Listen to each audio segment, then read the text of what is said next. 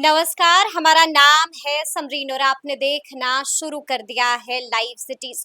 देखिए, बिहार का राजस्व एवं भूमि सुधार विभाग लगातार चर्चा में बना रहता है और इस वक्त की ब्रेकिंग खबर ये है कि राजस्व एवं भूमि सुधार मंत्री संजय सरावगी को भयंकर गुस्सा आ गया है और जैसे ही मंत्री संजय सरावगी को गुस्सा आया वैसे ही उन्होंने तुरंत एक्शन ले लिया, ऑन स्पॉट एक्शन ले लिया है। अब ऐसा क्या कुछ हुआ है, सब कुछ हम आपको तफसील के साथ इस वीडियो में बताएंगे। तो एक बार फिर से इस मुद्दे पर खरी खरी बातचीत करने के लिए हमारे साथ सीनियर जर्नलिस्ट रवि उपाध्याय जी हैं। सबसे पहले बहुत शुक्रिया बातचीत जी आपको जी।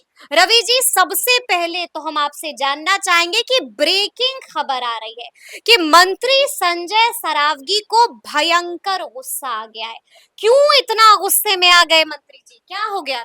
देखिए, मंत्री जो है सो राजस्व एवं भूमि सुधार विभाग संजय सरावगी रिव्यू मीटिंग कर रहे थे और उसमें तमाम विभाग के एससीएस थे, सेक्रेटरी जय सिंह थे, दीपक कुमार सिंह एससीएस, तो तमाम लोग अधिकारी थे और उसमें अंचलाधिकारी और राजस्व अधिकारी सब सब लोग था। तो उसमें आपको बगहा के अंचलाधिकारी और भागलपुर के जगदीशपुर के राजस्व अधिकारी, इन लोगों ने दोनों ने जो बातें कही वह कहीं न कहीं खामोखा मंत्री वो उससे इत्तेफ़ाक नहीं रखते थे और तमाम इत्तेफ़ाक झूठ पकड़ लिया मंत्री वही ने। झूठ, इतना बड़ा झूठ, माने यह झोल-झाल करके विभाग को बरगलाने के लिए, तो विभाग को बरगलाने का मतलब सरकार को आप जो है सो डाइवर्ट कर रहे हैं। सरकार जिस मोड में काम करना चाह रही है उसको आप कर रहे हैं। तो ये अब सबसे बड़ी बात है, अंचलाधिकारी बगहा के निखिल हैं और जो है सो जगदीशपुर के जो राजस्व अधिकारी जो भागलपुर के हम बात कर रहे हैं नागेंद्र कुमार, इन लोगों ने ही गलत बयानी किया। तो इन लोगों के गलत बयानी के कारण ये दोनों, अब ये कि देखिए ये गलत बयानी क्या है, ये वासगत भूमि जो होती है जो गरीबों के लिए है, चिन्हित लोगों को वासगत भूमि देने की सरकार की योजना है, इसी को स्पीड अप किया गया है। सरकार इसको जल्द से जल्द जो वासगत भूमि है सबको अलॉट करना चाह रही है और इसी में ये लोग गड़बड़ झाला करते हुए दिखाई पकड़े गए। तो ऐसे में अब तो इनको बचने की कोई उम्मीद नहीं और इन पर कार्रवाई कर दी गई है, इन पर गाज गिर गई है दोनों अधिकारी पर, ये इन दोनों को निलंबित भी कर दिया गया है। निलंबित भी कर दिया गया है, यानी कि ऑन स्पॉट एक्शन ले लिया मंत्री जी ने। निश्चित रूप से अब देखिए, पिछले दिनों जो हम लोग कह रहे हैं राजस्व मंत्री संजय सरावगी की बैठक थी, उसमें निखिल कुमार और नागेंद्र कुमार जो भागलपुर के जगदीशपुर के हैं, ये राजस्व अधिकारी, तो इनका जो बयान आया, जो पूछा इनसे मंत्री ने, तो ये इन्हीं को डाइवर्ट करने लगे कि हम आपसे ये भी जानना चाहेंगे कि कौन सा ऐसा झूठ बोल दिया था दोनों ने? देखिए, अब बगहा की बात आ रही है, तो बगहा के जो अंचलाधिकारी हैं, उन्होंने झूठ बोला। उनसे जब पूछा गया बासगत वाले की भूमि के बारे में कि कुल 1912 सर्वेक्षित परिवारों को जो सर्वे कराया गया, उसमें 912 ऐसे परिवार थे जिनको वासगत भूमि देने की बात थी। तो वासगत भूमि देने का क्या, उसमें पर्चा दिया जाता है, जमीन का, लैंड का ऑनरशिप है एक तरीके से, वह आपको देना था। वह जो है सो अब वो लोग सुयोग्य था, वो लोग माने एलिजिबल था, वो लोग लायक था, उन लोगों को मिलना चाहिए था। आपको 1912 लोगों को, तो ये बगहा में उन लोगों को नहीं दे करके और सीओ ने दिया 1709 परिवार को एक झटके से ही हटा दिया, रिजेक्ट कर दिया, रिजेक्ट कर दिया, बिना कारण के। बिना कारण बताए कुछ नहीं किया। तो ये मनमानी और सरकार की जो योजना है उसको अधिकारी ही विफल करते हुए दिखाई पड़ रहे हैं, जो कि आपको विपक्ष कहता है, तेजस्वी यादव यही कहते हैं कि सरकार की योजना कहाँ पर अमली माने झोल-झाल है, इस सबको समझना पड़ेगा, अधिकारी ही चला रहे हैं। तो यही बात राजस्व मंत्री कहीं न कहीं इससे इत्तेफाक रखा और यही जो है सो बगहा के सीओ को निलंबित कर दिया। इसी तरह से अच्छा, अब आप इसमें यह जो था वासगत भूमि, इसमें शेड्यूल कास्ट और शेड्यूल ट्राइब्स दोनों के लिए है। यह ऐसा नहीं है कि माने आपके हमारे लिए है, शेड्यूल कास्ट और शेड्यूल ट्राइब्स को ही वासगत भूमि देने की बात सरकार की पहल है। ऐसे लोगों को स्ट्रेंथन किया जा रहा है वासगत पर्चा दे करके, तो यह कहीं न कहीं फेलियर करने की बात है, अधिकारी की मंशा ही नहीं ऐसे लोगों को देने की। तो ऐसे में इनको अब निलंबित कर दिया गया बगहा के। अब आइए भागलपुर के जगदीशपुर के जो है नागेंद्र कुमार, उनके लिए वह जो है सो उनको 764 764 सुयोग्य लिजिबल फैमिलीज को जो है सो परिवारों को देना था। ठीक है। तो ये यहाँ पर भी इन्होंने झोल-झाल किया। झोल-झाल इन्होंने भी कर दिया। इन्होंने 689 को अयोग्य कर दिया। अच्छा।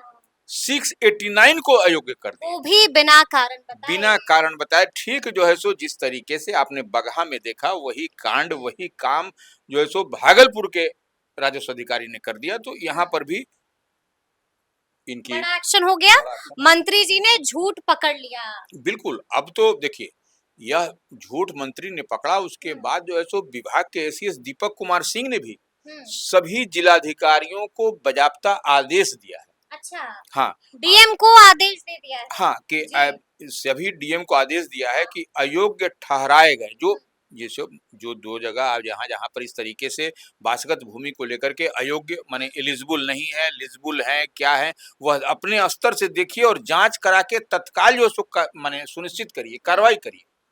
तो ये एक बड़ा आदेश है एसीएस दीपक कुमार सिंह का, ये आदेश है विभाग का, राजस्व एवं भूमि सुधार विभाग के। और देखिए सबसे बड़ी बात क्या है कि यह सरकार की मंशा है डिजिटल भूलेख तैयार करना। डिजिटल भूलेख हम लोग बार-बार इस बात को कहते हैं करने, और इसमें कार्य चल भी रहा है। चल भी रहा है, लेकिन रवि जी हम आपसे ये भी जानना चाहेंगे कि इसी बीच एक और जानकारी मिली है कि सरकार ने रैयतों को एक बार फिर से बड़ी राहत दे दी है। क्या है वो राहत? देखिए, अच्छी खबर। हाँ, देखिए अच्छी खबर ये है कि सरकार ने इसे इस वर्ष के दिसंबर 2026 तक इसको पूरा करने का लक्ष्य रखा, हाँ, टारगेट फिक्स किया है। माने करने का क्या है कि डिजिटल भूलेख तैयार करने। तो यह डिजिटल भूलेख तैयार करने के लिए यह सब आपको, और रैयतों के लिए देखिए, पहले जहां रैयतों को स्व घोषणा पत्र देना पड़ता था, सेल्फ डिक्लेरेशन, तो अब जो है सो प्रपत्र 3, तो उसमें आपको वंशावली विवरण भरकर 31 मई तक जमा करने को कहा गया है। कहा गया था, हाँ, कहा गया था, सॉरी। उसकी तिथि को आगे बढ़ाया गया है, उसका जो डेट था, कट ऑफ डेट, उसको भी आगे बढ़ा दिया गया। हालांकि अभी तक इसकी तिथि की जो कट ऑफ डेट था, जो उसकी तिथि का अनाउंसमेंट नहीं किया गया, लेकिन सरकार के स्तर से इसकी तिथि बढ़ाने की घोषणा कर दी गई है। हाँ, अच्छा, यानी कि ये अच्छी खबर है। बिल्कुल। अब तो रैयतों को इससे बहुत राहत की बात है। अब देखिए सबसे बड़ी बात है, जो भी दस्तावेज आपके, अब जो कहा जा रहा है सरकार की ओर से, विभाग की ओर से, राजस्व एवं भूमि सुधार विभाग की ओर से, कि जो भी आपके पास दस्तावेज है उसी को लगाकर आप जो है सो कार्यालय में जमा कराइए, अंचलाधिकारी के कार्यालय में। तो अब जैसे मंत्री भी हर जगह रिव्यू मीटिंग कर रहे हैं। अब जैसे आज दरभंगा में है, कल जो है सो माने सॉरी 19 तारीख को वह मुंगेर में, यानी कि मंत्री जी ने ये भी बड़ा ऐलान कर दिया है कि जो भी दस्तावेज आपके पास हैं, दावा के लिए आप उन दस्तावेजों को फिलहाल के लिए जमा कर बिल्कुल सकते हैं। वही है ये, वही उतनी ही बात है। ये बड़ी बात है, बड़ी बात है बड़ी ये, जानकारी। और इसी बीच ये भी खबर आ रही है कि मंत्री भी पूरी तरह से एक्टिव हो गए और तमाम जिलों में जाएंगे और वहां पर बैठक भी करेंगे। देखिए वही उसी क्रम में आज जो है सो दरभंगा गए हैं, अच्छा। और जाएंगे 19 मई को, फिर जाएंगे मुंगेर, समस्तीपुर जाएंगे 22 मई को, और उसकी समीक्षा करेंगे। क्या अद्यतन क्या माने है, किसी रैयत को कोई परेशानी नहीं है, अगर परेशानी है तो किस पॉइंट पर है, कहाँ पर है, यह जो है सो। और देखिए सरकार के स्तर से एक और काम किया गया है, कॉमन सर्विस सेंटर्स, क्या है ये? CSC। कोई भी जो रैयत रजिस्टर्ड 2 है, जो रजिस्टर्ड 2 है, उसको देख सकता है।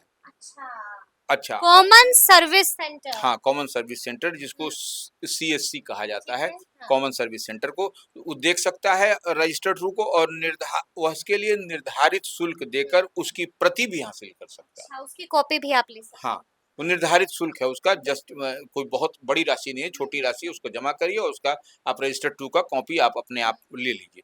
उसके बाद से देखिए उसमें क्या है, भू लगान का भुगतान कर सकता है, ये है, दाखिल खारिज मापी है, उसके परिमार्जिन है, भू स्वामित्व है, और प्रमाण पत्र के लिए आवेदन भी कर सकता है।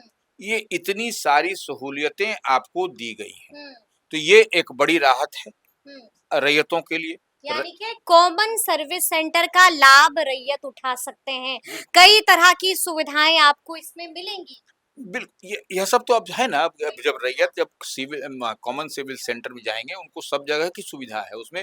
और रजिस्टर्ड 2 आप देख सकते हैं, उसमें आपको उसका फोटो कॉपी, जेरॉक्स कॉपी लेना है तो कुछ शुल्क राशि दे करके उसको आप ले सकते हैं। लीजिए। लेकिन इसी बीच रवि जी एक और बड़ी खबर आई है, और ये बड़ी खबर जमाबंदी से जुड़ी हुई आई है।